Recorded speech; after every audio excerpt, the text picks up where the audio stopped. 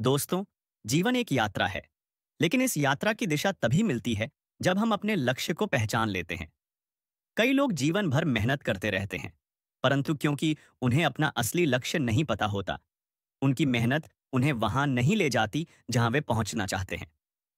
यह कहानी एक ऐसे ही युवक की है जिसने भ्रम, असमंजस और संघर्ष के बीच से निकलकर अपने जीवन का सही लक्ष्य पहचाना। कहानी की शुरुआत। राज नाम का एक 22 वर्षीय युवक एक छोटे से गांव में रहता था। वह पढ़ाई में ठीक ठाक था, खेल में भी औसत और किसी खास प्रतिभा का मालिक नहीं था। पर उसमें एक चीज थी, वह जीवन में कुछ बड़ा करना चाहता था। पर समस्या यह थी कि बड़ा क्या है, यह उसे खुद नहीं पता था। राज के पिता किसान थे। वे चाहते थे कि राज खेती संभाले। माँ चाहती थी कि वह सरकारी नौकरी करे। उसके दोस्त चाहते थे कि वह उनके साथ शहर जाकर बिजनेस करे। राज सबकी बातें सुनता, पर मन कहीं टिकता नहीं था। एक दिन वह अपने गांव के पास स्थित एक पहाड़ी मंदिर गया। वहां एक साधु बाबा वर्षों से तपस्या कर रहे थे।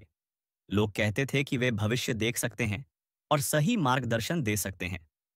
राज ने बाबा के सामने बैठकर कहा, बाबा, मैं जीवन में कुछ करना चाहता हूं, पर समझ नहीं पा रहा कि मेरा लक्ष्य क्या है। बाबा मुस्कुराए और बोले, तुम्हें तुम्हारा लक्ष्य तभी मिलेगा जब तुम स्वयं को जानोगे। लेकिन उसके लिए तुम्हें 3 सवालों का उत्तर ढूंढना होगा। कौन से 3 सवाल? राज ने उत्सुकता से पूछा। बाबा बोले, 1, तुम किस काम में समय बिताते हुए थकते नहीं हो? दूसरे, किस काम को करते हुए तुम्हें लगता है कि तुम कुछ अर्थपूर्ण कर रहे हो? 3, अगर तुम्हें पैसे की चिंता ना हो तो तुम कौन सा काम करना चाहोगे? राज चकित था। ये सवाल तो कभी किसी ने उससे नहीं पूछे थे। बाबा ने कहा, इन सवालों के उत्तर ढूंढ लो, लक्ष्य तुम्हारे सामने होगा। राज की यात्रा। राज घर लौट आया। उसने इन सवालों पर गहराई से सोचना शुरू किया। पहले कुछ दिन तो वह उलझा रहा। फिर एक दिन उसने ध्यान दिया कि उसे बच्चों को कुछ समझाना बहुत पसंद है। गांव के छोटे बच्चों को वह अक्सर खेल खेल में कुछ सिखाया करता था। विज्ञान के प्रयोग, गणित के आसान तरीके, कहानियां आदि। और वह यह सब करते हुए कभी थकता नहीं था। बच्चे भी उसकी बातें बड़े ध्यान से सुनते थे। राज ने खुद से पूछा, क्या मैं शिक्षक बन सकता हूं? पर फिर उसने सोचा, लोग क्या कहेंगे? इतने साल पढ़ाई करके शिक्षक बनूंगा, उसमें क्या बड़ा है?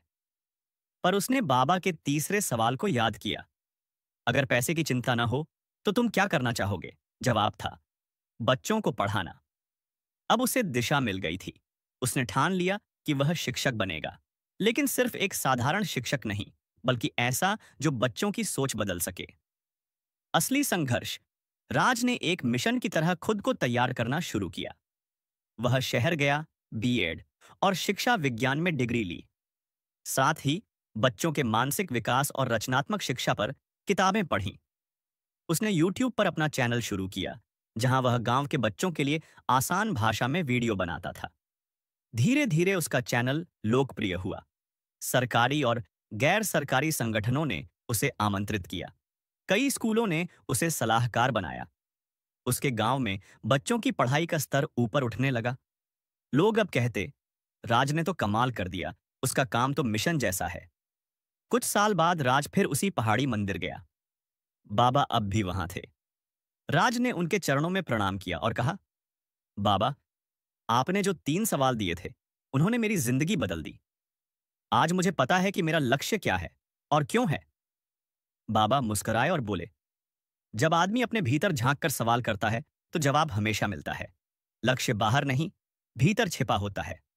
निष्कर्ष, सीख। यह कहानी हमें सिखाती है कि लक्ष्य कोई अचानक मिलने वाली चीज नहीं है। वह हमारी रुचियों, क्षमताओं और जीवन मूल्यों में छिपा होता है।